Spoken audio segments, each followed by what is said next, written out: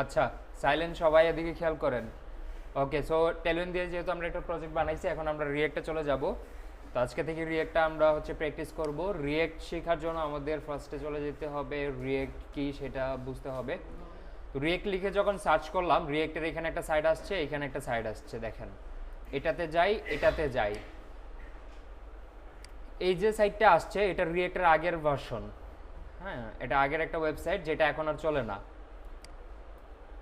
রিয়েক্টের এটা ছিল আগের, এটা এখন আর চলে না, এখন চলে হচ্ছে এইটা। এটা আসুক,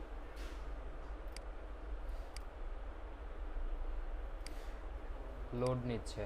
ওকে, এটা আমরা এটা নিয়ে কাজ করব। ঠিক আছে, এটার মধ্যে সব কিছু হচ্ছে রিয়েক্টের একটা অনেক বড় একটা আপডেট আসছে গত 1-1.5-2 বছর আগে।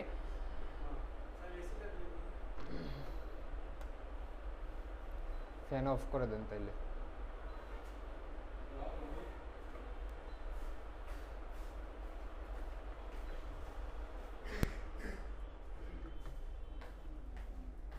আচ্ছা, তো রিয়েক্টের অনেক বড় একটা আপডেট নিয়ে আসছে। তাদের আগের যা যা ছিল ওইগুলো একটু চেঞ্জ করছে, স্ট্রাকচারে চেঞ্জ আনছে, বিভিন্ন নতুন নতুন জিনিস নিয়ে আসছে তারা। সো আমরা যে আপডেট যেটা আছে সেটা নিয়েই কাজ করব। এটা সো এটাকে কেটে দিলাম। তার আগে আমরা দেখি রিয়েক্ট জিনিসটা কি। এখানে বলতেছে React is a free and open source front end JavaScript library for build user interface based on component by Facebook. So আমরা যদি একটা একটা করে দেখি, তাহলে এখানে বলতেছে React is a free and open source front end JavaScript library. তার মানে রিয়েক্টটা কি? জাভাস্ক্রিপ্টের একটা লাইব্রেরি। রিয়েক্টটা কি? জাভাস্ক্রিপ্টের একটা লাইব্রেরি। আচ্ছা, তো এটা কেন ইউজ করা হয়? ফ্রন্ট এন্ডের জন্য। ওকে, বিল্ড ফর ইউজার ইন্টারফেস। এই যে ফ্রন্ট এন্ড, আমাদের যে ইন্টারফেসটা আমরা বানাবো, এতদিন আমরা যা ডিজাইন করছি এগুলো আমরা রিয়েক্টে বানাবো আর কি।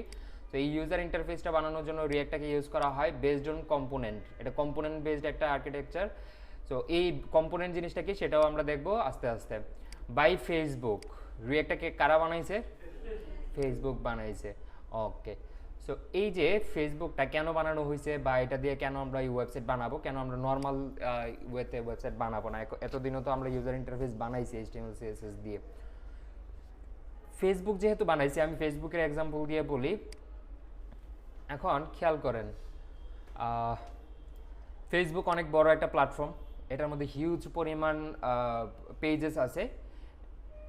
এই যে এতগুলা পেজ, তারপর হচ্ছে এত এত ইউজার, এগুলা মেনটেন করার জন্য তাদের কষ্ট হয়ে যাচ্ছিল যখন নর্মাল ওয়েতে তারা কাজ করতেছিল। লাইক এইচটিএমএল সিএসএস যখন কাজ, মানে এইচটিএমএল দিয়ে বানিয়ে যখন ওয়েবসাইট তাদের কাজ করা ছিল, তখন তাদের এত বড় সাইটটাকে মেনটেন করা, এত ইউজার মেনটেন করা, এত এত পেজ মেনটেন করা তাদের জন্য কষ্ট হচ্ছিল। তখন তারা নতুন একটা স্ট্রাকচার নিয়ে আসছে, এটার নাম দিছে হচ্ছে রিয়েক্ট। পরবর্তীতে যখন দেখে যে এটা ঠিকঠাক মতো কাজ করতেছে, তখন তারা এটাকে ওপেন সোর্স করে দিছে, বাকি সবাই যাতে এটা ইউজ করতে পারে। এই হচ্ছে বিষয়। এখন রিয়েক্টটা কিভাবে হচ্ছে সুন্দর মতো এটা আমরা ইউজ করতে পারবো। দেখেন, আমরা হচ্ছে বিভিন্ন ধরনের কাজ করে থাকি জাভাস্ক্রিপ্টের মাধ্যমে। আমরা আমাদের ওয়েবসাইটের মধ্যে অথবা যে কোনো প্রোগ্রামিং ল্যাঙ্গুয়েজ ইউজ করি না কেন, আমাদের যখন ওয়েবসাইটের মধ্যে আমাদের এপিআইগুলো রেন্ডার করাতে হয়, ব্যাকএন্ড থেকে ডাটা এনে বসাইতে হয়, তারপর হচ্ছে বিভিন্ন ফাংশনালিটিসের কাজ করতে হয়, তখন এটা হচ্ছে নর্মাল ওয়েতে করাটা একটু কষ্ট। হ্যাঁ, কেন কষ্ট? কাজ ঠিকই করবে, কিন্তু এটার স্ট্রাকচারটা গুছিয়ে লেখা, তারপর হচ্ছে আরও অনেক জিনিসপত্র আছে, এগুলা একটু প্যারা হয়ে যায়।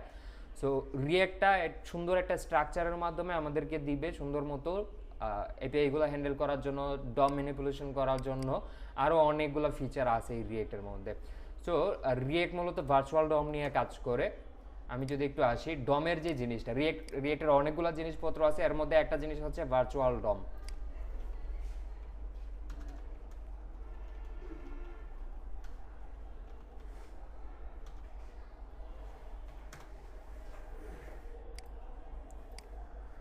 ওকে, এইখানে আসি। আচ্ছা, এটা মনে হয় গত ক্লাসে দেখাইছিলাম, এটা এখনো আছে। ওকে, দেখেন, আমরা যখন কাজ করি নর্মালি, তখন আমাদের সাইটের মধ্যে বিভিন্ন ধরনের এপিআই ইন্টিগ্রেশন করতে হয়, আরও বিভিন্ন কাজ টাজ করতে হয়। যেমন ধরেন, এইখানে একটা পেজ আছে, এই যে পেজটার মধ্যে আমার এপিআই বসাইতে হবে। ধরেন এই যে এপিআইগুলো আছে, এই এপিআইগুলো আমি বসাইলাম। এই যে এপিআইগুলো আছে, এই এপিআইগুলো আমি হচ্ছে বসাইলাম একটা একটা করে। এটা একটা এপিআই, এটা একটা এপিআই লিস্ট, মানে একটা লিস্ট আর কি। লিস্টের মধ্যে অনেকগুলা আইটেম আছে, এই আইটেমগুলো আমি হচ্ছে বসাচ্ছি এইখানে। এখন নর্মাল ওয়েতে যদি আমি বসাই তাও কাজ করবে, রিয়েক্টের মাধ্যমে যদি বসাই তাও ঠিকঠাক মতোই কাজ করবে, কিন্তু তাদের রিয়েক্টের আলাদা ফিচারটা কি এখানের মধ্যে ডম মেনটেন করার। আমরা নর্মাল ওয়েতে যখন বসাবো তখন এই যে পুরো এরারটা আছে এই এরার ভিতরে বা এই যে লুপটা আমরা করে হচ্ছে ফ্রন্ট এন্ডের মধ্যে ডাটাটা বসাচ্ছি, আচ্ছা কিভাবে ডাটা বসানো হয় সেটা আমরা পরবর্তীতে বুঝবো, আগে কনসেপ্টটা বুঝি। যখন আমরা নর্মাল ওয়েতে করি তখন ব্রাউজারের কাছে এরকম একটা ডম ট্রি থাকে, ঠিক আছে? তো এই ডমের মধ্যে কি করে তারা হচ্ছে কন্টেন্টগুলো একটা একটা করে বসায় এইভাবে লিস্ট আকারে। বসাইলো, বসানোর পর এখন ধরেন এই পুরো লিস্টের মধ্যে আমি এই একটা ডাটার মধ্যে চেঞ্জ আনতে চাচ্ছি, মানে এই ডাটাটা আমি চেঞ্জ করতেছি, এটার মধ্যে একটা ভ্যালু আছে যে ভ্যালুটা আমি চেঞ্জ করব। করার পর যখন আমরা এখান থেকে রিকোয়েস্ট পাঠাবো এই ডাটাটা চেঞ্জ করার জন্য, বা যখন কোনো একটা চেঞ্জ আসবে তখন ফ্রন্ট এন্ডের মধ্যে এই পুরো ডাটাটাকে নতুন করে লুপ করে তারপর হচ্ছে এখানে চেঞ্জটা সে করবে নর্মাল ওয়েতে। কিন্তু রিয়েক্ট কি করে, রিয়েক্ট এই যে রিয়েল ডমটা আছে এই রিয়েল ডমের একটা ভার্চুয়াল ডম ক্রিয়েট করে এইখানে। হ্যাঁ, রিয়েল ডমের কি করে একটা ভার্চুয়াল ডম ক্রিয়েট করে। সো এই ভার্চুয়াল ডমের ভিতরে প্রথমত তারা কাজটা করে, ধরেন আমরা এই যে এটার হুবহু জিনিসটা এইখানে তারা হচ্ছে ভার্চুয়াল ডমে বানাবে, বানানোর পর ধরেন এই পার্টটাতে আমরা কোনো একটা চেঞ্জ নিয়ে আসতে চাচ্ছি। কেমন চেঞ্জ? ধরেন এখানে একটা ডাটা আছে, এই ডাটাটাকে আমি চেঞ্জ করব, ধরেন আমি বক্সের সাইজটা একটু ছোট করলাম, যদিও বক্সের সাইজ তো আর আমরা ছোট বড় করব না, মানে এখানে একটা ভ্যালু আছে, ইউজারের নামটা চেঞ্জ হয়েছে, অথবা ইমেল আছে, ইমেলের নামটা চেঞ্জ হয়েছে এই ইউজারের, অথবা প্রোডাক্টের একটা লিস্ট আছে, এই লিস্টের মধ্যে একটা নির্দিষ্ট একটা এই প্রোডাক্টের মধ্যে আমরা কোনো একটা চেঞ্জ নিয়ে আসছি, প্রাইসিং হতে পারে বা যেটাই হোক না কেন। যখন আমি এটাকে চেঞ্জ করব তখন সে ভার্চুয়াল ডমের মধ্যে এই চেঞ্জটা করে, করার পর রিয়েল ডমের সাথে কম্পেয়ার করে সে দেখে কোন জায়গার মধ্যে চেঞ্জ হচ্ছে, ধরেন এই পার্টটার মধ্যে চেঞ্জ হচ্ছিল, সেই পার্টের এই ভার্চুয়াল ডমের মধ্যে চেঞ্জ করে, করার পর আর বাকি জিনিসগুলোতে সে হাত দিবে না, যেটার মধ্যে চেঞ্জ করা দরকার সেটার মধ্যে চেঞ্জ করবে, করার পর এটা রিয়েল ডমের সাথে মার্জ করে দিবে। বুঝতে পারছি? সো এটা বেসিক একটা ধারণা দিলাম আর কি, এখানে আরো কমপ্লেক্স জিনিসপত্র আছে, আপাতত এই জিনিসগুলো বুঝবেন না। তো রিয়েল ডম এইভাবে কাজ করে, মানে ভার্চুয়াল একটা ডম ক্রিয়েট করে, করার পর যে পার্টটাতে চেঞ্জ আনা দরকার সেই পার্টটাতে শুধুমাত্র চেঞ্জ করে। বুঝতে পারছি? আচ্ছা, এইভাবে হচ্ছে রিয়েল ডম নিয়ে কাজ করে। আরো অনেক জিনিসপত্র আছে, শুধু এটা না। তারপর হচ্ছে স্ট্রাকচার, খুব সুন্দরভাবে স্ট্রাকচার দেয় আমাদেরকে সে কোড করার জন্য। তারপর এটা যা যা থাকবে রিয়েক্টের ভিতরে সব কিছুই হচ্ছে জাভাস্ক্রিপ্ট, এখানে জাভাস্ক্রিপ্ট ছাড়া আর কোনো কিছুই থাকবে না, যা আমরা করব সব জাভাস্ক্রিপ্টে করব এটার ভিতরে। ওকে, এখন চলেন রিয়েক্টের প্রজেক্ট আমরা কিভাবে বানাবো। রিয়েক্ট প্রজেক্ট ক্রিয়েট করার জন্য আমরা রিয়েক্টের সাইটটাতে যদি একটু আসি, এটা থেকে আমরা যাব লার্ন মোরে। তো এই লার্ন ইয়েটাতে আসার পর এখান থেকে তারা বলতেছে কি welcome to the react documentation, this page is, এখানে বলতেছে তারা কিছু ডিসক্রিপশন দিয়ে দিছে। আমি চলে যাব হচ্ছে এই যে ইনস্টলেশন আছে না, এই ইনস্টলেশন থেকে এই পার্টটাতে কোথা থেকে আসলাম, এই যে লার্ন রিয়েক্টে আসলাম, তারপরে এখান থেকে ডিরেক্ট ইনস্টলেশনের মধ্যে, মানে আমি যদি ইনস্টল করতে চাই রিয়েক্টটাকে ইনস্টল করতে হবে এখান থেকে। আমরা যেমন হচ্ছে HTML এর ফাইল ক্রিয়েট করতাম এখান থেকে, ইন্ডেক্স HTML দিয়ে, তারপর হচ্ছে CSS ফোল্ডার বানিয়ে নিতাম, ইমেজেসের একটা ফোল্ডার রাখতাম, জাভাস্ক্রিপ্টের একটা ফোল্ডার রাখতাম, তার ভিতরে এটার ভিতরে কিছু ফাইল নিয়ে নিতাম। এইভাবে হচ্ছে রিয়েক্টের প্রজেক্ট ক্রিয়েট করা হয় না। কেন করা হয় না সেটা তো আমি যাচ্ছি। এখন দেখেন এখান থেকে create a new React project, সে বলছে if you want to build a new app or a new website fully with React. এখানে দেখেন দুইটা জিনিসের কথা বলতেছে, new app or new website. আচ্ছা, আমরা তো ওয়েবসাইট নিয়ে কাজ করব, এখানে অ্যাপের কথাও বলতেছে, তার মানে রিয়েক্ট দিয়ে আপনি অ্যাপও বানাতে পারবেন, সেটা ক্রস প্ল্যাটফর্ম হবে। লাইক আপনি রিয়েক্ট দিয়ে যদি একটা অ্যাপ বানান সেটা হচ্ছে অ্যান্ড্রয়েডেও কাজ করবে, iOS এর মধ্যেও কাজ করবে, তার মানে একটা টেকনোলজি দিয়ে আপনি হচ্ছে অনেকগুলো কাজ করতে পারতেছেন। বুঝতে পারছি? ওকে, সো এইখানে এটা, বাট আমরা এখন আপাতত কাজ করবো হচ্ছে ওয়েবসাইট নিয়ে, আর অ্যাপ বানানো হয় রিয়েক্ট নেটিভ দিয়ে। হ্যাঁ, রিয়েক্ট যেটা এটার এখানে যত ডকুমেন্টেশন পাবেন সব হচ্ছে ওয়েবসাইট বানানোর জন্য। আর রিয়েক্ট নেটিভ নামক আরেকটা জিনিস আছে, সেটা রিয়েক্টই, মানে রিয়েক্ট নেটিভ আর কি। তো সেটা দিয়ে বানানো হয় মূলত অ্যাপগুলা, ঠিক আছে?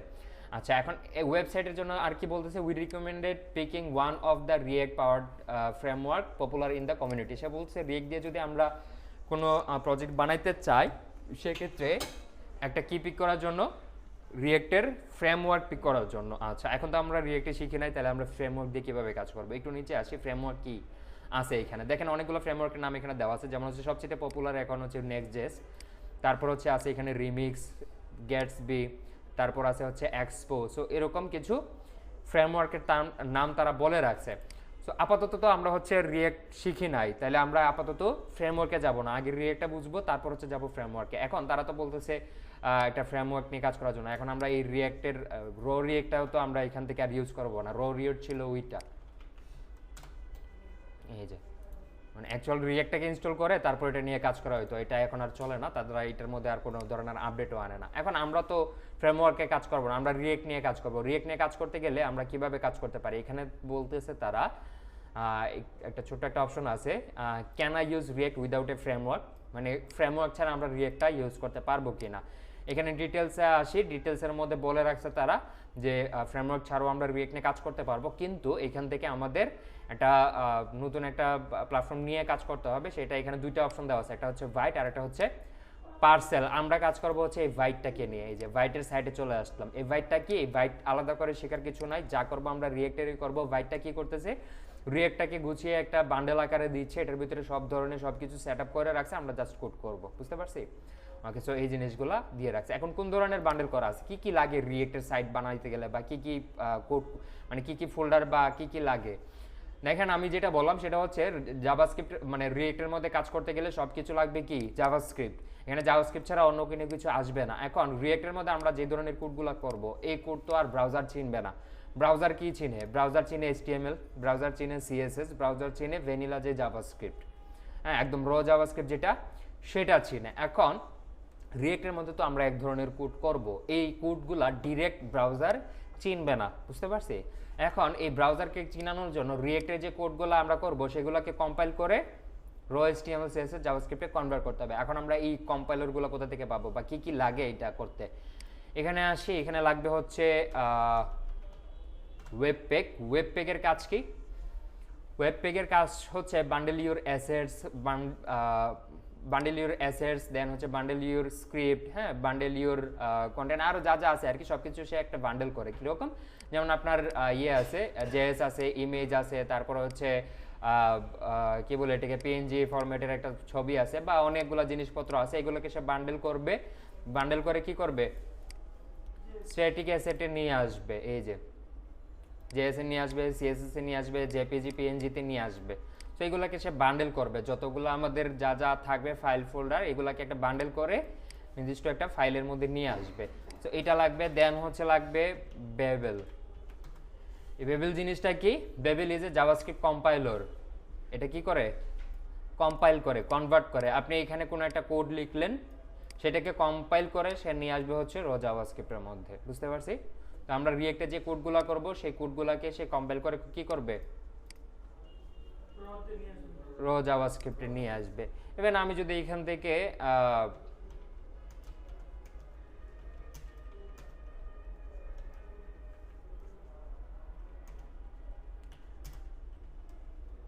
এটা তো আমরা জানি,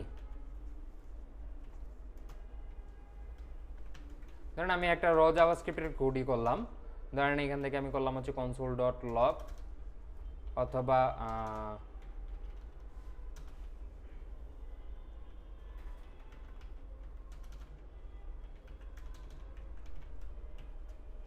এটাকে এখানে প্রিন্ট করলাম। দেখেন আমি জাভাস্ক্রিপ্টের কোডই করছি, কিন্তু এটাকে কম্পাইল করে সে কি করছে, জাভাস্ক্রিপ্টের কোডই রাখছে। আমি যদি এখান থেকে অন্য কোনো ধরনের কোড করতাম, সেটাকে যদি মানে ভ্যালিড হইতো আর কি, সেই ভ্যালিড কোডটাকে সে কি করতো, এখানে এনে জাভাস্ক্রিপ্টের কোড হিসেবেই সে এখানে দেখাতে, বুঝতে পারছি? সো এটাকে এটা মূলত কম্পাইল করে আর কি। আমি এখানে জাভাস্ক্রিপ্টে লিখছি, কিন্তু এটাকে সে কম্পাইল করে এটাতেই রাখছে। আমি যদি অন্য কিছু লিখতাম তাহলে সেটাকেও সে কম্পাইল করে এখানে রাখতো। সো এটার কাজ হচ্ছে কম্পাইল করা। এখন দেখেন আমরা একটা ওয়েবসাইট বানাবো, এই ওয়েবসাইটের মধ্যে এখন এত set up, web page set up করতে হবে, বেবেল সেট আপ করতে হবে, আরও বিভিন্ন জিনিসপত্র আসবে। এখন এই জিনিসগুলো করা তো আমাদের কাজ না, আমরা জাস্ট একটা ওয়েবসাইট বানাতে চাচ্ছি। এখন এই এত জিনিস কে করতে যাবে, এটা খুবই অ্যাডভান্স লেভেলের জিনিসপত্র। এই ওয়েব পেজ কাস্টমাইজ করে বসানো, তারপর হচ্ছে বেবেলকে কাস্টমাইজ করে বসানো, সুন্দরভাবে এগুলোকে কাজ করানো, আরও অনেক আনুষঙ্গিক আরও অনেকগুলো জিনিসপত্র চলে আসে। এখন এই যে জিনিসগুলো আছে, এত প্যারা তো আমাদের নেওয়া সম্ভব না, বাট আমরা নিতে চাবে না।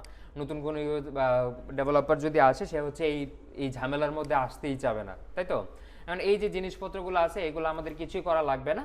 এইগুলো হচ্ছে খুব সুন্দর মতো প্যাকেজ আকারে বানায়া রাইখা দিছে হচ্ছে npm এর মধ্যে। npmটা কি, ফুল ফর্ম বলছিলাম, কি বলছিলাম? এনপিএম এর ফুল ফর্ম কি বলছিলাম?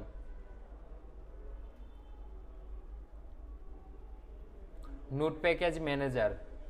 এই যে নোট প্যাকেজ ম্যানেজারটা আছে, এটার মধ্যে কি করে, কি থাকে এটার মধ্যে? বিভিন্ন ধরনের প্যাকেজ এখানে স্টোর করা থাকে। নোটজেস এর দিয়ে বানানো যে কোনো মানে বিভিন্ন ধরনের প্যাকেজ এখানে স্টোর করা থাকে। তো এই রিয়েক্টটাকে সুন্দর মতো কাজ করানোর জন্য নোটজেস এর মানে ব্যাকএন্ডে অনেক জিনিসপত্র ইউজ করা আছে। এটা ইউজ করে তারপর বানিয়ে সুন্দর মতো এখানের মধ্যে রেখে দিছে। আমরা এখান থেকে ইনস্টল করে এনপিএম থেকে ইনস্টল করে জিনিসটাকে ইউজ করব। এখন কথা হচ্ছে কিভাবে আমরা এটাকে ইনস্টল করব এবং কিভাবে এটাকে ইউজ করব, সেটার জন্য আমাদের চলে আসতে হবে যে ভাইটে আপনি এখান থেকে রিয়েক্ট থেকে এখান থেকে ক্লিক করে আসতে পারেন, অথবা সরাসরি ডিরেক্ট ভাইট লিখেও এটা পাবেন। হ্যাঁ, এই যে গেট স্টার্টেডে আসলাম। গেটিং স্টার্টেডে আসার পর একটু নিচে যদি আসি, এখানে দেখেন এনপিএম এর একটা ইনস্টল করার একটা জিনিস এখানে দেওয়া আছে। ইনস্টল করার আগে আমাদের কিছু জিনিস ম্যান্ডেটরি আছে যেগুলো আমাদের পিসির মধ্যে থাকতে হবে। সেটা হচ্ছে প্রথমত আমাদের লাগবে হচ্ছে নোটজেস। এই নোটজেসটাকে আমাদের পিসিতে অবশ্যই ইনস্টল থাকতে হবে, নাহলে আমরা এনপিএম নিয়ে কাজ করতে পারবো না। নোটজেসটা যে আমরা ইনস্টল করবো, নোটজেস কি শিখতে হবে? না, নোটজেস কোনো কিছুই শিখতে হবে না, এগুলো কোনো কিছুই লাগবে না। আমরা জাস্ট এটাকে ইনস্টল করবো যাতে এনপিএমটাকে ইউজ করতে পারি, ঠিক আছে? নোটজেস ইনস্টল করতে গেলে এখান থেকে এই যে এখানে বাটনটা আছে, এটাতে জাস্ট ক্লিক করবেন, এটা ডাউনলোড হয়ে যাবে। ডাউনলোড হয়ে যাওয়ার পর এখান থেকে ডাবল ক্লিক করে এটাকে হচ্ছে রান দিবেন, ইনস্টল হয়ে যাবে, ঠিক আছে? সো নর্মাল ওয়ে আর কি ইনস্টল করার জন্য। যখন ইনস্টল হয়ে যাবে তখন শিফট প্রেস করে রাইট প্রেস করবেন, এইখানে দেখবেন এটা পাওয়ার শেল পাবেন। যদি আপনার হচ্ছে উইন্ডো 11 হয়ে থাকে, শুধু রাইট ক্লিক করলে এইখানে টার্মিনাল পাবেন। সো 10 এর মধ্যে টার্মিনালটা এখানে থাকে না, শিফট প্রেস করে রাইট ক্লিক করলে এইখানে একটা পাওয়ার শেল পাবেন, এটাতে ক্লিক করবেন। তো এই যে পাওয়ার শেলটা আছে না, এই পাওয়ার শেলটা আমাদের লাগবে ইনস্টল করার জন্য, মানে কমান্ড করে করে সব কিছু করতে হয়। আমাদের রিয়েক্ট প্রজেক্ট, আমরা নর্মাল প্রজেক্ট কি করতাম, একটা ফোল্ডার টোল্ডার বানিয়ে তারপর এইচটিএমএল ডাবল ক্লিক করলে এটা ব্রাউজার ওপেন হয়ে যেত। বাট আমাদের রিয়েক্টের প্রজেক্ট এভাবে আমরা ওপেনও করতে পারবো না ব্রাউজারে, ঠিক আছে? ওপেন করার জন্য আমাদের লাগবে কি, এই যে টার্মিনাল আছে, এই টার্মিনাল লাগবে আমাদের এই প্রজেক্টটাকে ওপেন করার জন্য। ক্লিয়ার? আচ্ছা, এই টার্মিনাল দিয়ে আমাদের যা মানে যা যা করা দরকার সেগুলো আমরা করব। এখানে দেখে নেবেন আগে আপনি কোথায় আছেন। দেখেন আমি হচ্ছে ক্রিয়েটিভিটি থেকে এটার ভিতরে ডেস্কটপ, মানে আমি এখন ডেস্কটপের ভিতরে এটা ওপেন করছি। সো আমরা যখন এই ডেস্কটপের ভিতরে এখানে যত কমান্ড টমান্ড দিব সব কিছু ডেস্কটপের মধ্যে কাজ করবে, বুঝতে পারছি? সো আগে এটা হচ্ছে দেখে নেবেন আপনি কোন জায়গায় এটাকে ওপেন করছেন। এইখান থেকে রাইট ক্লিক করবেন শিফট প্রেস করে, দেন এটা চলে আসবে, এটাতে ক্লিক করবেন, এটা এখানে ওপেন হবে। এখানে আমরা কমান্ড দিব। কমান্ড দেওয়ার আগে আপনার নোটজেস ঠিকঠাক মতো ইনস্টল হয়েছে কিনা সেটা দেখার জন্য আপনি এখানে লিখবেন নোট, তারপর হচ্ছে -v। এখানে সে একটা ভার্সন দেখাবে আপনাকে। যদি ভার্সনটা দেখায় তাহলে মনে করবেন যে আপনার নোটজেস ইনস্টল হয়েছে ঠিক মতো, আর যদি ভার্সন না দেখায় তাহলে বুঝবেন যে মানে ইনস্টল হয় নাই, ঠিক আছে? আচ্ছা, সো ভার্সনটা লেটেস্টই থাকবে, যেটা আপনারা যখন ইনস্টল করবেন তখন লেটেস্ট ভার্সনটাই ইনস্টল হয়ে থাকবে, এই যে এটা। ওকে, তো এখানে ভার্সনটা দেখাচ্ছে, এভরিথিং ইজ ওকে। এখন আমরা আমাদের এনপিএমটাও লাগবে মূলত। হ্যাঁ, নোটজেস ইনস্টল করছি, এনপিএমটাও লাগবে। এনপিএম আলাদা করে ইনস্টল করতে হবে না, আপনি যদি নোটজেস ইনস্টল করেন তাহলে এনপিএম এমনি চলে আসবে। আমি যদি npm-v দিই, দেখবেন এনপিএম এর একটা ভার্সন দেখা যাচ্ছে, তার মানে এনপিএমও ঠিকঠাক আছে, নোটজেসও ঠিকঠাক আছে, বুঝতে পারছি? ওকে, এখন এইখানের মধ্যে আমি আমার ইনস্টলেশনের প্রসেসটা করতে পারবো। আর এইখানে এই নোটজেস জাস্ট ইনস্টল করে এটা বাদ দিয়ে দিবেন, এখানে আর কোনো কাজ নাই। তারপর এই যে গেটিং স্টার্টেড থেকে একটু নিচে আসবেন, এখানে দেওয়া আছে হচ্ছে ইনস্টলের প্রসেসটা। জাস্ট এখানে ক্লিক করবেন, এটা কপি হয়ে যাবে, তারপর টার্মিনালে আসবেন, এখানে পেস্ট করবেন এই যে npm create byte latest। এটা npm থেকে কি করবে, ইনস্টল করবে, বুঝতে পারছি? আচ্ছা, এখান থেকে এটা, এখানে অন্য আরো কিছু অপশন আছে, যেমন ইয়ার্ন আছে। npm যেমন একটা নোট প্যাকেজ ম্যানেজার, এটার মধ্যে যেমন প্যাকেজ ট্যাকেজ থাকে, ইয়ার্নের মধ্যে এরকম প্যাকেজ ট্যাকেজ থাকে।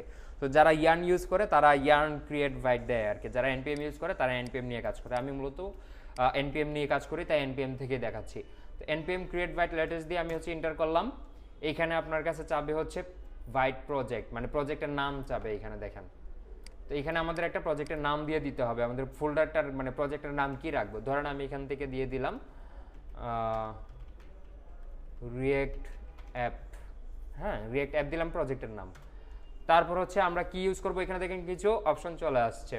এখানে ভ্যানিলা আছে, ভিউ আছে, রিঅ্যাক্ট, পার্সেল, লাইটস, হ্যাঁ আসেন, svelte, হ্যাঁ আসেন, তারপর এখানে সলিড, তারপর এখানে আরো অনেক জিনিসপত্র আছে। এতগুলো অপশন কেন আসছে? কারণ হচ্ছে এই যে হোয়াইট, আমরা তো রিঅ্যাক্টটাকে ইউজ করার জন্য হোয়াইটটাকে ইউজ করতেছি না। এই হোয়াইট শুধুমাত্র রিঅ্যাক্টকেই দেয় না, এখানে এই হোয়াইট দিয়ে আরো অনেক কিছুই করা যায়, আরো বিভিন্ন জিনিস এখান থেকে বানানো যায়। বুঝতে পারছি? আচ্ছা, তো এই হচ্ছে বিষয়। আমরা এখান থেকে সিলেক্ট করব কোনটাকে, রিঅ্যাক্টটাকে সিলেক্ট করব, তারপর হচ্ছে এন্টার করব। এখানে বলতেছে টাইপস্ক্রিপ্ট নাকি জাভাস্ক্রিপ্ট, কোনটা সিলেক্ট করব? জাভাস্ক্রিপ্ট সিলেক্ট করব। জাভাস্ক্রিপ্টের এখানে দুইটা অপশন আছে, যে কোনো একটা করলেই হবে, কোনো সমস্যা নাই। ওকে, ডান। আমাদের প্রজেক্ট ক্রিয়েট করা হয়ে গেছে। এখন তারা তিনটা কমান্ড এখানে সাজেস্ট করতেছে, এই তিনটা কমান্ড আপনি এইখানেও পাবেন। এই যে সিডি মাই প্রজেক্ট, মানে মাই প্রজেক্ট মানে হচ্ছে প্রজেক্টের নাম যেটা। এখানে আমাদের প্রজেক্টের নাম কোনটা? React app. সে বলতেছে সিডি দিয়ে আপনি যে ফোল্ডারের নাম দিবেন সেই ফোল্ডারের ভিতরে যাবেন আর কি। এখন আমরা আছি কোথায়? ডেস্কটপের ভিতরে না? কোথায় আছি? ডেস্কটপের ভিতরে আছে। আমরা যদি আমাদের ফোল্ডারের ভিতরে যাইতে চাই, আমাদের প্রজেক্টের ফোল্ডারের ভিতরে, সেক্ষেত্রে সিডি দিয়ে সেই প্রজেক্টের নাম দিলে আমরা সেই ফোল্ডারের ভিতরে চলে যাব। তারপরে npm ইনস্টল দিতে হয়, তারপরে এই কমান্ডটা দিতে হয়, আমরা আস্তে আস্তে করব। এখন এইটাকে আমি কেটে দিই, এখান থেকে এই কমান্ডটা দিলাম না, কেটে দিলাম। কেটে দেওয়ার পর এটাকে মিনিমাইজ করি, তারপর একটু খুঁজি, দেখেন এখানে এটা আছে কিনা। এই যে দেখেন এটা ক্রিয়েট হয়েছে রিঅ্যাক্ট অ্যাপ দিয়ে। আমি এটাকে রাইট ক্লিক করে কোডে ইয়েতে ওপেন করি, এটাকে ভিএস কোডে ওপেন করলাম। ভিএস কোডে ওপেন করার পর এখানে দেখেন এই রিঅ্যাক্ট অ্যাপের ভিতরে কতগুলো জিনিস এখানে ক্রিয়েট হয়ে গেছে অটোমেটিক। এই জিনিসগুলো কিন্তু আমরা ক্রিয়েট করি না, আমরা যখন কমান্ডটা দিছি তখন এটা ক্রিয়েট হয়ে গেছে। এখন এই প্রজেক্টটাকে রান করার জন্য আমাদের আরো কিছু স্টেপ আছে। যেমন ফার্স্টে বলতেছে কি সিডি মাই প্রজেক্ট, এটা দেওয়ার জন্য, তাহলে আমরা এই ফোল্ডারের ভিতরে ওপেন হইতে পারবো। অথবা আপনি যদি টার্মিনাল কেটে দিয়ে আপনি এটার ভিতরে এসে এইখানে রাইট ক্লিক করে ওপেন টার্মিনাল করেন, তাইলেও এটা এই যে এই ফোল্ডারের ভিতরেই টার্মিনালটা ওপেন হবে। বুঝতে পারছি? আপনি যদি ডেস্কটপে থেকে তারপর এটার ভিতরে যাইতে চান কমান্ড দিয়ে, তাহলে সিডি দিয়ে প্রজেক্টের নাম দিতে হবে। আপনি যদি ডিরেক্ট আসতে চান, চাইলে এই ফোল্ডারের ভিতরে রাইট ক্লিক করে হচ্ছে যখন আপনি টার্মিনাল ওপেন হবেন তখন দেখবেন এই ফোল্ডারের ভিতরেই আছেন। ক্লিয়ার? আমি এই টার্মিনাল ইউজ করব না। টার্মিনাল আপনি চাইলে ইউজ করতে পারেন, অথবা আরও যে টার্মিনাল আছে সেগুলো ইউজ করতে পারেন। এবং এই ভিএস কোডের নিজস্ব একটা টার্মিনাল আছে। এই টার্মিনালটা কোথায় আছে? এখান থেকে এই যে টার্মিনাল, এখানে আমি দিলাম হচ্ছে এই যে নিউ টার্মিনাল। এই যে এখানে একটা টার্মিনাল ওপেন হয়েছে, ঠিক আছে? ওই যে টার্মিনাল আর এই টার্মিনাল একই, আপনি ওইখানে যে কাজ করতে পারবেন এখানেও সেম কাজই করতে পারবেন, কোনো সমস্যা নাই। আমি এই টার্মিনালটা ইউজ করি, ভিএস কোডে যেটা আছে। দেখেন এটা কোথায় ওপেন হয়েছে টার্মিনালটা? আমার এই ফোল্ডারের ভিতরেই ওপেন হয়েছে, তার মানে আমরা ঠিক জায়গায় আছি। তাইলে আমাদের এই কমান্ডটা আর দিতে হবে না, সিডি মাই প্রজেক্ট, ঠিক আছে? তারপর দিতে হবে npm ইনস্টল। আমাদের npmটা নোট প্যাকেজ ম্যানেজার যেটা আসেন, নোট প্যাকেজ ম্যানেজার যেটা আছে না, সেটাকে আমাদের প্রজেক্টের মধ্যে ইনস্টল রাখতে হবে। বুঝতে পারছি? ওকে, নোট প্যাকেজটাকে কেন ইনস্টল রাখতে হবে? নোট প্যাকেজটা ইনস্টল রাখার কারণ হচ্ছে আমাদের এখানে যে প্যাকেজগুলো আসছে হোয়াইট থেকে, এই প্যাকেজগুলো কোথা থেকে কাজ করবে? নোট প্যাকেজ ম্যানেজার থেকে কাজ করবে না, মানে এখানে যা যা আছে সব কিছু নোট প্যাকেজের মধ্যে স্টোর করা আছে। তাই আমাদের npmটাকে এই প্রজেক্টের ভিতরে ইনস্টল করতে হবে। সেটা কিভাবে? বললো কি npm ইনস্টল দেওয়ার জন্য আপনি এখানে লিখবেন npm i দেওয়া যায় কথা, ইনস্টল দেওয়া একই কথা। এন্টার করলাম, এখান থেকে এটা এখন ইনস্টল হচ্ছে npm থেকে নোট প্যাকেজ ম্যানেজারটা। এখানে নতুন একটা ফোল্ডার আসবে,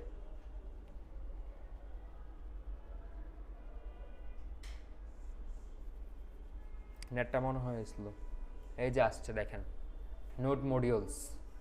ওকে, যখন আবার হচ্ছে এই যে লাইনটা আবার রিপিট করবে তখন বুঝবেন যে আপনার ইনস্টল করা ডান।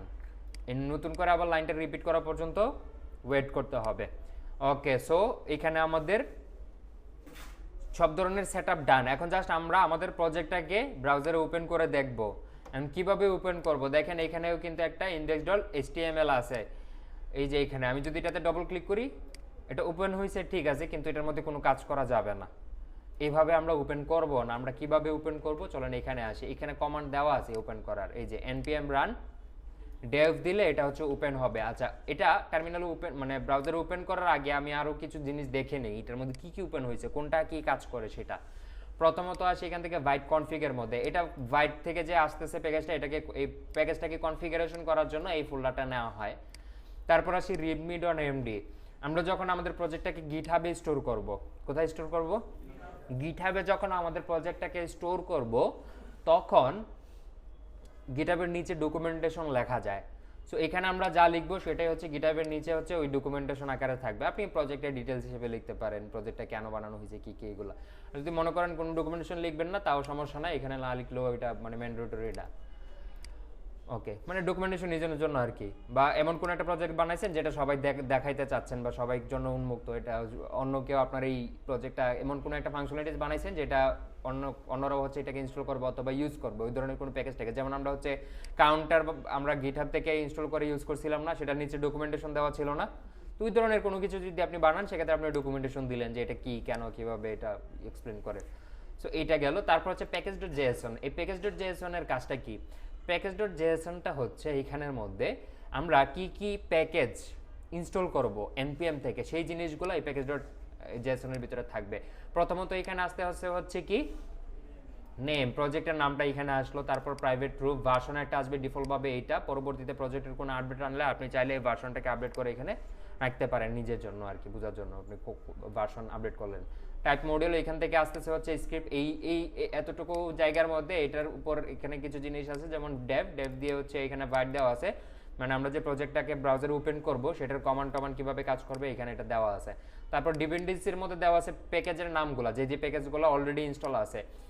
ভাইট কি করছে, রিয়াক্টটাকে ইনস্টল করছে, তারপর রিয়াক্ট ডমটাকে ইনস্টল করছে। তার মানে রিয়াক্ট ডমটা আলাদা একটা জিনিস যেটা রিয়াক্টের সাথে কাজ করে, বুঝতে পারছি? এই রিয়াক্টের ভিতরে বিভিন্ন জিনিসপত্র আছে, আবার এই রিয়াক্ট ডমের ভিতরেও বিভিন্ন জিনিসপত্র আছে। ওকে, তারপর ডেভ ডিপেন্ডেন্সিস কি? ডেভ ডিপেন্ডেন্সির ভিতরে এখানে আরো এক্সট্রা জিনিসপত্র আসবে যেগুলো হচ্ছে ডিরেক্টলি আমার প্রজেক্টের জন্য কাজ করবে না, কিন্তু আমরা যখন প্রজেক্টটা বানানোর সময় কিছু জিনিস থাকবে যেগুলো আমাকে হেল্প করবে প্রজেক্টটাকে সহজভাবে বানানোর জন্য, এই জিনিসগুলো এখানে থাকে ডেভ ডিপেন্ডেন্সির ভিতরে। ক্লিয়ার? আচ্ছা, এইটা। তারপর প্যাকেজ.log.json, এইখানেও সেম জিনিসপত্র আছে। এখানে দুইবার কেন দেওয়া আছে? দুইবার দেওয়ার রিজন হচ্ছে যখন আমরা আমাদের প্রজেক্টটাকে গিটহাবে রাখবো বা ডিপ্লয় করব তখন আমরা এই npm সহ পাঠাবো না, তখন এইখান থেকে একটা ফাইল যাবে না। তখন হচ্ছে সে কি বুঝবে যখন এই জিনিসগুলো যাবে না, তখন সে কিভাবে বুঝবে যে কি কি প্যাকেজ এটার মধ্যে ইউজ করা আছে? সে দেখবে হচ্ছে এই যে প্যাকেজ.json আছে না, এই json এর ভিতরে এই দেখবে হচ্ছে কি কি কি আছে, এই যে ডিপেন্ডেন্সিস দেখবে, ওইটার উপর বেস করে সে হচ্ছে ওই প্যাকেজগুলোকে সার্ভারের ব্যাকএন্ডে হচ্ছে ইউজ করে তারপর এটাকে এক্সিকিউট করবে। এই হচ্ছে বিষয়। এটাকেও কেটে দেই। তারপর এখানে আসতেছে হচ্ছে আমাদের index.html। এই index.html এর ভিতরে কি কি আছে? নরমাল কোড আছে, তারপরে এখানে হচ্ছে একটা রুট ফোল্ডার, এখানে রুট নামক একটা আইডির ভিতরে একটা ডিভের ভিতরে রুট নামক একটা আইডি নেওয়া আছে। তারপরে এখানে দেওয়া আছে হচ্ছে একটা স্ক্রিপ্ট, ঠিক আছে? আচ্ছা, আরেকটা কথা বলে রাখি, সেটা হচ্ছে এই যে রিয়েক্টের প্রজেক্টের মধ্যে আমরা যে index.htmlটা পাইছি, এই index.html এর ভিতরে আমরা সিঙ্গেল কোডও করব না। অর্থাৎ এখন থেকে রিয়েক্টের প্রজেক্ট কাজ যদি আমরা করি তাইলে এটার ভিতরে যে index.html ফাইল আছে, index.html ফাইলের ভিতরে আমরা কোনো ধরনের কোড করব না, এখানে কোড করা যাবে না। তাইলে কোড করব কোথায়? এটা বাদ দিয়ে দেন, আসতেছি কোথায় কোড করব, আস্তে আস্তে যাই উপরের দিকে। এখানে আসতেছে হচ্ছে eslint.config.js। এটার ভিতরে কি আছে? এটা একটা থার্ড পার্টি একটা প্যাকেজ আর কি, eslint। এটার কাজ হচ্ছে আপনি কোনো ধরনের স্ট্রাকচারে ভুল করলে আপনাকে ওয়ার্নিং দিবে বা একটা রেড অ্যালার্ট দিবে, একটা এরর টাইপের দিবে আর কি। তখন আপনি স্ট্রাকচারে অথবা কোনো কনভেনশন ফলো করতে, কনভেনশন ভাঙছেন অথবা কোনো স্ট্রাকচারে ভুল করছেন, তখন সুন্দর মতো এররটা আপনি এই প্যাকেজটার মাধ্যমে দেখতে পাবেন। এটা জাস্ট আমাদের কাজ করার সুবিধার্থে, আর কিছু না। তারপর গিট ইগনোরটা কি? গিট ইগনোরটা হচ্ছে আমরা যখন প্রজেক্টটাকে গিটহাবে রাখবো স্টোর করার জন্য, তখন কোন কোন জিনিসগুলো আমরা গিটহাবে পাঠাবো না। যেমন ধরেন এই যে ESLint আছে, এটা তো আমাদের জাস্ট ইউজ করার জন্য, হ্যাঁ, ইনিশিয়াল অবস্থা আমাদের এগুলো যাবে না। তারপর হচ্ছে এখান থেকে নোড মডিউলস, এই যে নোড মডিউলস npmটা এই পুরোটা যাবে না ওইখানে, বুঝতে পারছি? সো এরকম আরো কিছু জিনিসপত্র আছে যেগুলো হচ্ছে যাবে না, এই জন্য হচ্ছে এই গিট ইগনোরটাকে ইউজ করা হয়। তারপর আসেন এখান থেকে সোর্সে পরে যাচ্ছে, এখানে আছে হচ্ছে পাবলিকের ভিতরে আমাদের যে ছবি টবি আছে না, এই ছবি টবি এখানে আমরা স্টোর করে রাখতে পাবো। তারপর আসি এখান থেকে নোড মডিউলস। এই নোড মডিউলসের ভিতরে সব ধরনের প্যাকেজ আমরা রিয়েক্টটা যে নিয়ে কাজ করব অথবা ইন ফিউচারে আরো যত প্যাকেজ এটার ভিতরে ইনস্টল করব, সব কিছু কাজ করবে হচ্ছে এই নোড মডিউলসের মাধ্যমে। এই নোড মডিউলসের ভিতরে সব কিছু কোড মানে ইনস্টল করে ফেলছি আমরা। মানে আমরা যেই জিনিসগুলো আমি দেখালাম না, বেবেল, তারপর হচ্ছে কি ওয়েবপ্যাক, তারপর দেখলাম এখান থেকে কি আসলো, হ্যাঁ, রিয়েক্ট ডম। সো এই যে জিনিসগুলো আলাদা আলাদাভাবে আমাদের কাস্টমাইজ করে তারপর হচ্ছে বসে একসাথে একটা প্যাকেজ বানানো, যেটা আমরা করতাম বা করার কথা সেটা আমরা না করে আমরা ইনস্টল করে ফেললাম, সব কিছু এক জায়গায় চলে আসছে। সো এই যে এই প্যাকেজগুলো যা যা আছে অথবা সামনে আরও যে প্যাকেজ আসবে সবগুলার কোড আছে এটার ভিতরে, এই নোড মডিউলসের ভিতরে।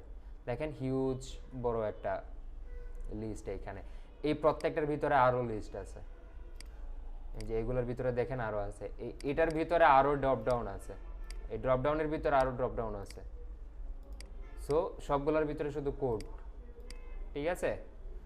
সো এইখানে হিউজ পরিমাণ জিনিসপত্র আছে যেগুলো নিয়ে আমাদের কোনো টেনশন করার দরকার নাই। এই নোড মডিউলসের ভিতরে আমরা যাবো না, আমরা জাস্ট ইনস্টল করব আর ইউজ করব আর জাস্ট কোড করব, ঠিক আছে। আচ্ছা, এখন এগুলো তো বুঝলাম, এখন আসি এই সোর্সের ভিতরে। সোর্সের ভিতরে কি কি জিনিস আছে? অ্যাসেটস কি? অ্যাসেটসের ভিতরে এই যে ফোল্ডার, এটার ভিতরে ছবি টবি বা কোনো ধরনের অ্যাসেট রাখার জন্য এখানে এটা নেওয়া হয়েছে। তারপর app.css, এটা অ্যাপের সিএসএস এর জন্য। app.jsx, এটার ভিতরে আমরা মূলত কোড করব এই app.jsx ফোল্ডারের ফাইলের ভিতরে যত কোড করব সব আমরা এইখানে করব। তারপর index.css আছে, তারপর main.jsx আছে। এখানে একটা একটা করে আমি যাচ্ছি। প্রথমত এইটাকে আমি হচ্ছে রান করি, প্রজেক্টটাকে ব্রাউজারের মধ্যে রান করার জন্য কি করতে হবে? npm run dev লিখতে হবে। এখানে আমি লিখি npm run dev। এই যে যখন আমি কমান্ডটা লিখলাম দেখেন তারা এখানে একটা লিংক দিয়েছে, এই লিংকের মাধ্যমে আমি হচ্ছে কি করতে পারবো? ব্রাউজারে প্রজেক্টটাকে রান করতে পারবো। এই যে প্রজেক্ট রান হয়েছে। এখন এখানে দেখেন কিছু জিনিসপত্র চলে আসছে। এই কোডগুলো কোথায় করা আছে? এই কোডগুলো app.jsx এর এইখানে করা আছে। যে কোডগুলো এখানে করা আছে এইগুলো এইখানে আসতেছে, বুঝতে পারছি? আচ্ছা, এখন আমরা কি করতে পারি? আমরা ধরেন এইখান থেকে এই জিনিসগুলো একদম খালি করে ফেলি। রিটার্নের ভিতরে আমি জাস্ট একটা h1 রাখলাম, এখানে লিখে দিলাম হ্যালো। হ্যালো আসছে, ওকে। তার মানে এখানে যা কোড করতেছি সেগুলাই ব্রাউজারের মধ্যে আসতেছে। তারপর আসে এখানে এক্সট্রা কোনো কিছু জিনিসপত্র আছে, এই সবগুলো জিনিস আমি কেটে দিব, এখানে কিছুই রাখবো না। জাস্ট এই ফাংশনটাকে রাখবো। এটা কি একটা ফাংশন না? ফাংশনটাকে কি দেওয়া আছে? নাম অ্যাপ দেওয়া আছে। এটার ভিতরে যা যা করা হবে সেগুলো আবার এটা কি করে দিবে? রিটার্ন করে দিবে। তার মানে এই অ্যাপটা যেখানে আমরা ইউজ করব সেখানে এখানে রিটার্ন করা জিনিসপত্রগুলো আমরা পেয়ে যাব। এটাই তো আমাদের ফাংশনের রুলস, নাকি? ফাংশন তো আমরা ইউজ করছি, এটার ভিতরে ভ্যালুটাকে আমরা রিটার্ন করে দিছি না? আচ্ছা, সো রিটার্ন করে আমরা এই অ্যাপ যেখানে ইউজ করব সেখান থেকে এটাকে ইউজ করতে পারবো। ওকে, এখন এই যে অ্যাপ নামক যে ফাংশনটা, এই ফাংশনটা কোথায় ইউজ হচ্ছে? এইখান থেকে যে আমরা কোড করলাম এই কোডগুলো যে হচ্ছে আমরা ব্রাউজারে দেখতে পাচ্ছি, এই যে ব্রাউজারে আমরা কোডগুলো দেখতে পাচ্ছি, এটা কোথা থেকে কাজ করতেছে, কিভাবে কাজ করতেছে সেটা আমরা একটু একটু করে বুঝি। আচ্ছা, এখানে দেখেন দেওয়া আছে এক্সপোর্ট, ইম্পোর্ট এক্সপোর্ট বুঝি। বাংলাদেশ থেকে কোনো একটা প্রোডাক্ট দেশের বাইরে যাবে সেটাকে কি বলে? আর বিদেশ থেকে কোনো প্রোডাক্ট যখন বাংলাদেশে আসে ইম্পোর্ট। অর্থাৎ এই যে app.jsx নামক যে কান্ট্রিটা আছে এইখানে, এই কান্ট্রির ভিতরে আছে হচ্ছে এই ফাংশনটা, এই ফাংশনটাকে এখান থেকে কি করা হয়েছে? এক্সপোর্ট করা হয়েছে, যাতে করে অন্যান্য পেজের ভিতরে এই ফাংশনটাকে ইউজ করা যায়। কারণ এই ফাংশনটা এখানে বানানো হয়েছে কিন্তু এখানে এটা ইউজ হয় নাই, বুঝতে পারছি? আচ্ছা, সো এখান থেকে এটাকে এক্সপোর্ট করে দেওয়া হয়েছে এতটুকু। এই যে এক্সপোর্ট ডিফল্ট লিখে এটাকে এক্সপোর্ট করা হয়। এক্সপোর্টের দুই ধরনের সিস্টেম আছে এক্সপোর্ট করার, সেগুলো আরো পরে যাব।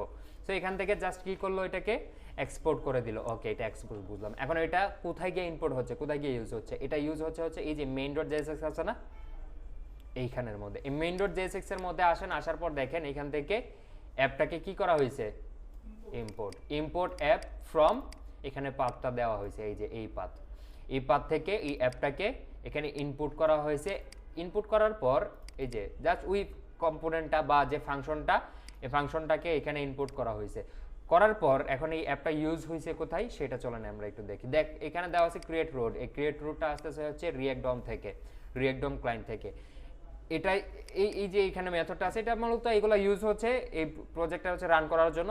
এগুলোতে আমাদের টেনশন করার কিছু নাই, কিন্তু এর ভিতরে কোডগুলো আমরা আবার দেখলে বুঝবো। এখানে দেখেন ডকুমেন্ট.get element by id দিয়ে রুটটাকে ধরা হয়েছে। আমরা কিউরি সিলেক্টর দিয়ে আইডি ধরি না বা ক্লাস ধরি না, আইডি হইলে হ্যাশ অথবা ক্লাস হইলে ডট। এখানে গেট এলিমেন্ট বাই আইডি যদি দেন সেক্ষেত্রে এখান থেকে বোঝাচ্ছেন আপনি এটা আইডি, মানে এখানে আর হ্যাশ দিতে হবে না আর কি, বুঝতে পারছি?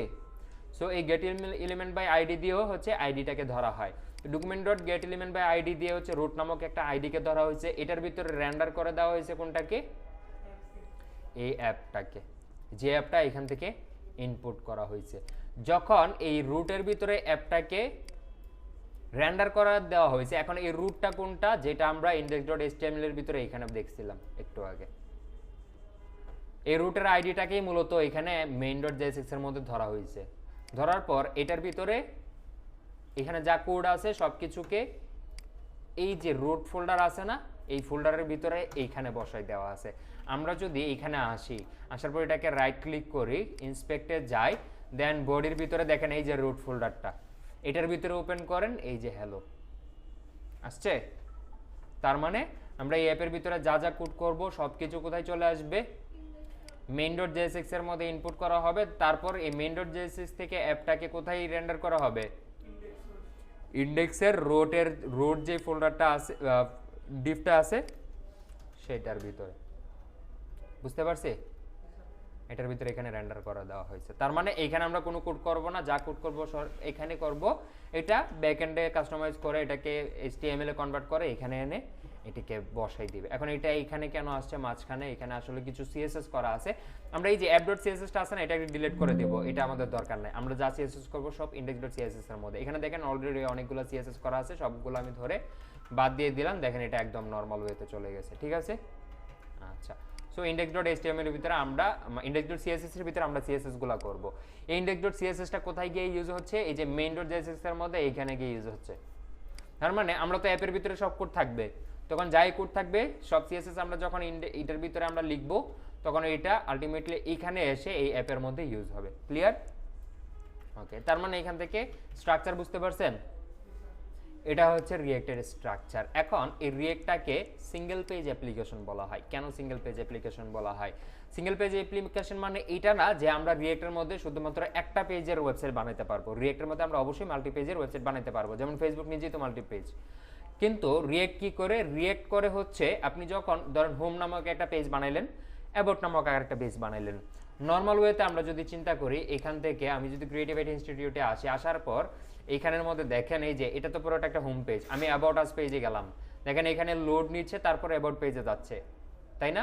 আমি হোমে আসি, আবার হোম পেজটাকে লোড করে তারপর হোম পেজটা দেখাচ্ছে। কিন্তু আপনি যদি রিয়েক্টের প্রজেক্টে থাকেন, আমি ধরেন ভাইটটাকে দেখাই, এই ভাইটের যে প্রজেক্টটা এটা তো রিয়েক্ট দিয়ে বানানো।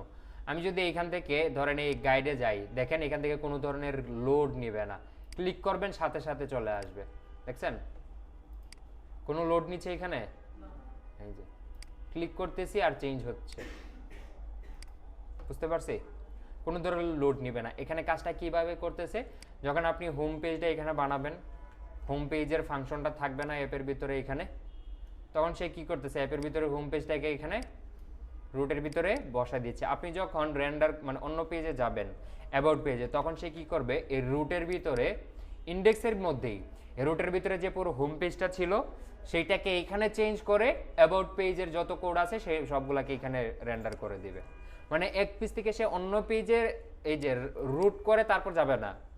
বুঝতে পারছি? মানে এক পেজ থেকে অন্য পেজে ওইভাবে যাবে না, যেটা হচ্ছে আমাদের এইখানে যাচ্ছে, এই যে এক পেজ থেকে অন্য পেজে যাচ্ছে। আমরা যখন চেঞ্জ করব দেখেন আমাদের এখানে এই যে লিঙ্ক ঠিকই চেঞ্জ হবে, এই যে এটা লিঙ্ক ঠিকই চেঞ্জ হবে, কিন্তু এটার ভিতরের কন্টেন্ট যেটা আছে না সেটা হচ্ছে জাস্ট এই রুটের ভিতরে এইখানে চেঞ্জ হয়ে যাবে, অন্য কোনো ফোল্ডারে যাবে না। হ্যাঁ, চলে আসেন।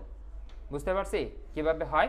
এই জন্য এটাকে বলা হয় সিঙ্গেল পেজ অ্যাপ্লিকেশন। যা আসবে সব ইন্ডেক্সের ভিতরেই থাকবে, অন্য কোনো পেজেই থাকবে না। ক্লিয়ার? বুঝতে পারছি কিনা বলেন? আচ্ছা, এখন আমি আবার ফার্স্টের দিক থেকে একটু রিপিট করি কিভাবে কিভাবে হয়েছে জিনিসটা। সিম্পল, জাস্ট কি করলাম, বাইটে আসলাম, বাইট থেকে গেট স্টার্টেড, এইখান থেকে একটু নিচে আসছি, এটাকে ইনস্টল করছি। বাই দ্য ওয়ে, ফার্স্টে আমাদের অবশ্যই নোটজেসটাকে প্রজেক্টে মানে আমাদের কম্পিউটারে ইনস্টল থাকতে হবে। একবার ইনস্টল করবেন শেষ, এটা তো আর মুছে যাবে না। ওই নোটজেসের কাজ লাইভে একবার আপনি করবেন, তারপর শেষ। আবার নোটজেসে যদি ভার্সন আপডেট হয় বেশি, তখন আপনি পরবর্তীতে আপডেট ভার্সনটা ইনস্টল করে রেখে দিলেন, কাজ শেষ।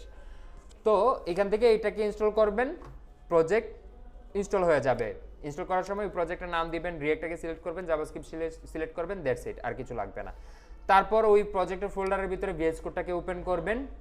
হ্যাঁ, আসেন, ভিএস কোডটা ওই প্রজেক্টের ফোল্ডারের মধ্যে ওপেন করবেন, করার পর কি করবেন, টার্মিনালটাকে ওপেন করবেন। এই টার্মিনাল কোথায়, ভিউ থেকে টার্মিনাল, তারপর নিউ টার্মিনাল, এখানে ক্লিক করলে এই টার্মিনালটা ওপেন হয়ে যাবে। আর অবশ্যই খেয়াল করবেন আপনার পাথ ঠিক আছে কিনা।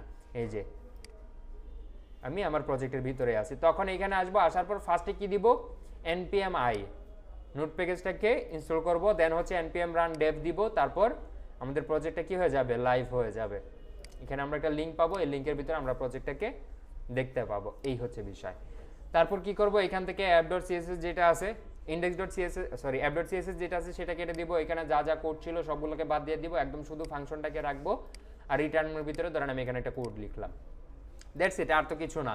এতটুকু করলে আমরা এখন এখান থেকে এই app.jsx এর ভিতরে কি করতে পারবো, কোড করতে পারবো। এখন এখানে আরেকটা জিনিস বলার আছে, সেটা হচ্ছে এখানে আমি যে দেখলাম এখানে এটা কি ফাংশন একটা, তার মানে এটা কি জাভাস্ক্রিপ্ট, দেখেন এখানে লেখা হচ্ছে জেএস, সাথে এক্স আছে, জেএসএক্স লেখা আছে, এটা হচ্ছে কনভেনশন, মানে কনভেনশন বলতে গেলে এটা আপনি হচ্ছে ভাইট দিয়ে যদি আপনি রিয়েক্টের কাজ করতে চান, সেক্ষেত্রে ফাইলের নাম এখান থেকে জেএসএক্সই দিতে হবে, বুঝতে পারছি, এটা ম্যান্ডেটরি। আগের যে ওই অন্য যেগুলো ছিল, মানে রিয়েক্ট যখন ছিল, রিয়েক্ট যেটা ছিল সেটার মধ্যে জেএস দিলেই কাজ করতো, কিন্তু ভাইটের মধ্যে তারা বলে যে জেএসএক্স দেওয়ার জন্য, বুঝতে পারছি। আচ্ছা, এখন এইখান থেকে আমরা যা যা দেখতেছি, এখান থেকে এই যে ফাংশন আমি দেখলাম, এখান থেকে এই কোনো কিছুই HTML CSS বা জাভাস্ক্রিপ্ট বা ওইরকম কিছু না, এখানে যা আছে সব কিছু হচ্ছে JSX, ঠিক আছে, এখানে যা আছে সব কিছু হচ্ছে JSX। JSX ও একটা ফরম্যাট কোডের। তো এই যে কোডটা আছে এখানে দেখেন, এই যে আমি দেখতেছি এটা কি একটা HTML দেখতেছি, আমরা কি জাভাস্ক্রিপ্টের মধ্যে HTML লিখতে পারি? এই যে আমরা যখন যে জাভাস্ক্রিপ্টের ফাইল নিয়েছিলাম, সেই ফাইলের ভিতরে জাভাস্ক্রিপ্ট ছাড়া অন্য কোনো কিছু করছি, করি নাই কিন্তু, তার মানে জাভাস্ক্রিপ্টের ভিতরে HTML লেখা যাবে না, এটা স্বাভাবিক। HTML লিখতে গেলে index.html এর ভিতরেই লিখতে হয়, CSS এর ভিতরে গিয়ে আমরা HTML লিখব না, রাইট? সো যেটার জন্য যে ফাইল, সেই ফাইলে আলাদা আলাদা কোড, কিন্তু আমরা তো এখানে h1 লিখলাম, h1 তো একটা জাভাস্ক্রিপ্ট, তাহলে এখানে এটা কিভাবে কাজ করলো? এটা কাজ করার রিজন হচ্ছে এটা HTML-ই না, এটা হচ্ছে JSX, কিন্তু দেখতে HTML এর মতো, বুঝতে পারছি? কেন এটাকে এভাবে রাখছে, এটা রাখার রিজন হচ্ছে এখন যদি তারা তাদের মতো অন্য কোনো নতুন করে এইভাবে অন্য কোনো ইয়ে করতো, তাহলে কিন্তু আমাদের আবার এই h1টা প্রিন্ট করার জন্য ধরেন তারা অন্য কোনো একটা নাম দিয়ে রাখলো, তখন সেগুলো আমাদের আবার শেখা লাগতো না, শেখা লাগতো তো। এই জন্যই তারা এইভাবে রাখছে, যাতে আমাদের HTML আবার মানে HTML গুলো কোনটা কি প্রিন্ট করার জন্য সেগুলো আর না শেখা লাগে, মানে এই নামেই তারা কোডগুলোকে রেখে দিছে, JSX এর এই ইয়েগুলা। মানে h1 লিখবো, h1 লিখলে সে দেখবে হচ্ছে এটা h1 লিখছে, তার মানে এইটার HTML-টা হবে কি h1, তখন ওই h1 ক্রিয়েট করবে, করার পর এটাকে রুট ফাইলের ভিতরে এনে রেখে দিবে h1 হিসেবে, ক্লিয়ার? ওকে, সো এইভাবে এটা কাজ করতেছে, তার মানে এইগুলা কি কি এগুলা JSX, কি এগুলা JSX, মনে রাখেন, ওকে ঠিক আছে। তার মানে আমরা এখান থেকে JSX লিখবো। এখন h1 লিখলাম এখানে একটা, আমি এখন আরেকটা ধরেন h2 লিখতে চাচ্ছি, হ্যালো, দুইটা h1 লিখলাম, মানে একটা h1 লিখলাম আর একটা h2 লিখলাম, দুইটা হেডিং লিখলাম, এখানে এরর আসতেছে, দেখেন এখানে আপনি আসেন, আসার পর দেখবেন এখানে আপনাকে বিশাল বড় একটা এরর দিয়ে দিবে, তার মানে আমি একটার বেশি 2 লাইন লিখতে পারতেছি না, রাইট? তাহলে কি আমরা শুধু একটা পেজের মধ্যে শুধু হ্যালো বা একটা লাইনে লিখবো আর কিছু লিখবো না? কিভাবে লিখতে হবে বা এটার মানে কিভাবে লিখতে হয় সেই জিনিসটাই চলেন আমরা একটু বুঝি। এখানে দেখেন রিটার্ন যখন আপনি করবেন, তখন মাল্টি লাইনের কোনো কোড আপনি হচ্ছে এখান থেকে রিটার্ন করতে পারবেন না, আপনাকে সিঙ্গেল লাইনের কোনো একটা মানে সিঙ্গেল এলিমেন্টের কোনো একটা কিছু আপনাকে পাঠাতে হবে। তো সেটা আমরা কিভাবে করতে পারি, সেটা করা যায় হচ্ছে ধরেন আমি এখান থেকে ডিভ নিলাম, ডিভের ভিতরে আমি এটাকে রেখে দিলাম, এখন সে মূলত রিটার্ন করতেছে কি এই ডিভটাকে, এই ডিভের ভিতরে এখন আমরা যা যা করবো সব কিছু করবো, ক্লিয়ার? বুঝতে পারছি? এখন আমি চলেন এখানে আসি, রোডে চলে গেছে, দুইটা চলে আসছে, আমি রাইট ক্লিক করে এখানে আসি, আসার পর এখানে আসি, দেখেন রোটের ভিতরে এখন কি ক্রিয়েট করছে, এই যে ডিভটা, এই ডিভটাকে তো আমরা রিটার্ন করে দিছি, এই জন্য ডিভটা গেছে, তার ভিতরে এখানে আসতেছি কি দুইটা এই হেডিং। এখন আমার তো এই ডিভের দরকার নাই, এটা দিয়ে তো আমরা কোনো ধরনের কোডের বা কোনো ধরনের কাজ করাচ্ছি না, এখানে HTML এখানে এই যে ডিভটা আছে এটা এক্সট্রা চলে আসছে না, এই ডিভের তো আমাদের দরকার নাই, তাহলে আমরা কি করব, এখানের মধ্যে আমরা এই যে ডিভ আছে না, এই ডিভটাকে কেটে দিব, শুধুমাত্র লেস দেন গ্রেটার দেন রাখবো আর এইটাকে শেষ করব, মানে এখানে ট্যাগ এই যে ডিভ অথবা কোনো ট্যাগের এখানে কোনো নাম আমরা দিব না, জাস্ট এতটুকু রাখবো, এইটাকে বলা হয় JSX ফ্র্যাগমেন্ট। কি বলা হয়? JSX ফ্র্যাগমেন্ট বলা হয়। এটা দেওয়ার ফলে দেখবেন এখানে আর কোনো ডিভ শো করতেছে না, দেখেন এখানে রুটের ভিতরে এখন ডিরেক্ট h1 আর h2 আসতেছে, ক্লিয়ার? ওকে, এখানে আর কোনো প্রবলেম হচ্ছে না, এটার ইফেক্ট এখানে দেখা যাবে না, কিন্তু এইটাকে দিয়ে আমরা হচ্ছে এই পুরো মাল্টিপল যে কন্টেন্ট আছে সেগুলোকে কি করলাম, এখানে র্যাপ করে রেখে দিলাম।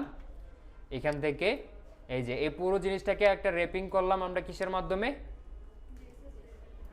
এই JSX ফ্র্যাগমেন্টের মাধ্যমে। মাল্টি লাইনের কোড আমাদের আসতেছে এবং এটা এখানে দেখাও যাচ্ছে না। আচ্ছা, সো এই হচ্ছে বিষয়, আমরা মাল্টি লাইনের কোড এখানে করতে পারবো। আমি যদি এখান থেকে এটাকে CSS করতে চাই, সেক্ষেত্রে আপনি আসেন এখানে index.css এ আপনি h1টাকে ধরেন, ধরার পর হচ্ছে দেন কালার রেড হয়েছে, কালার রেড। আপনাকে এখানে রিলোড দিতে হবে না, এটা রিয়েল টাইম আপডেট হয়, সাথে সাথে আপডেট হয়ে যাবে। কোনো এরর করলে, কোনো ভুল করলে সেটাও এখানে সাথে সাথে কি করবে, আপডেট দিয়ে দিবে। ওকে,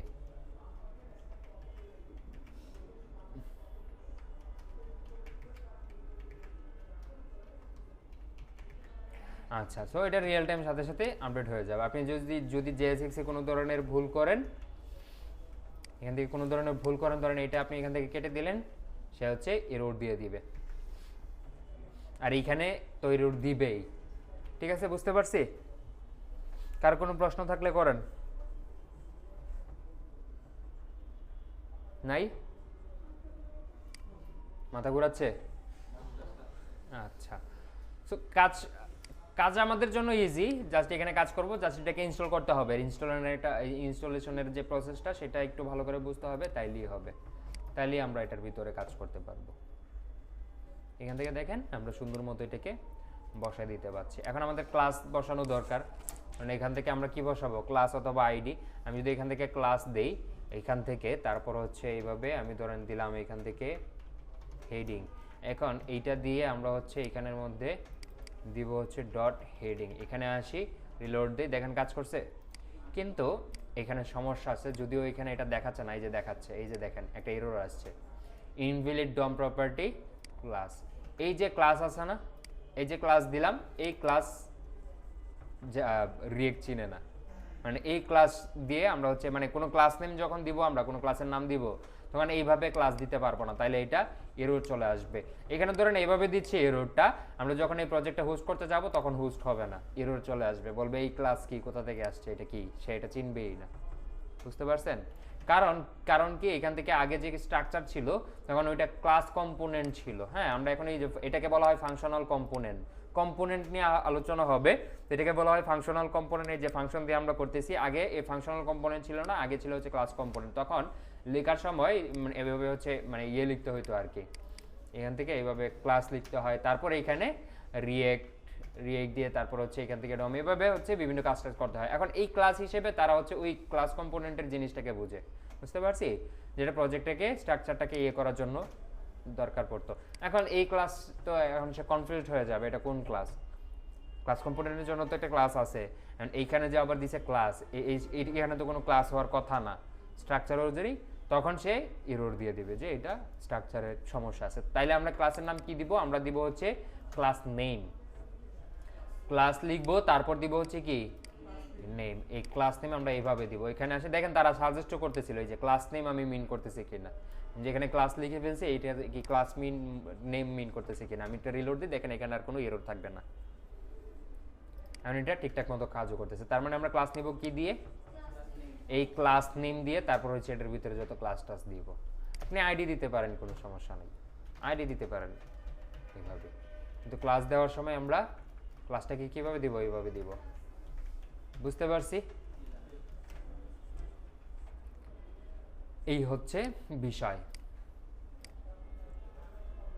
ওকে, সো এই যে রিয়েক্ট আমি যতটুকু দেখাইছি এতটুকু ভালো করে বুঝবেন রিয়েক্টটা কিভাবে কাজ করতেছে না করতেছে, ফোল্ডার স্ট্রাকচার এত ডিপলি আপাতত বেশি এটা নিয়ে টেনশন করার দরকার নাই। জাস্ট নোটজেসটা ইনস্টল করবেন বাসায় গিয়ে, তারপর হচ্ছে রিয়েক্ট বাইট থেকে হচ্ছে রিয়েক্টটাকে ইনস্টল করবেন, করার পর হচ্ছে app.jsx এর ভিতরে আসে এই পুরো জিনিসটাকে যা যা ছিল সবগুলো বাদ দিয়ে দিবেন, দিয়ে দেওয়ার পর শুধুমাত্র রাখবেন হচ্ছে কোনটা, এরকম নর্মাল একটা ফাংশন রাখবেন, এটার ভিতরে একটা হেডিং প্রিন্ট করে দিবেন। জাস্ট এতটুকুই কাজ করবেন রিয়েক্টের, এটাই চলবে। ঠিক আছে? ওকে।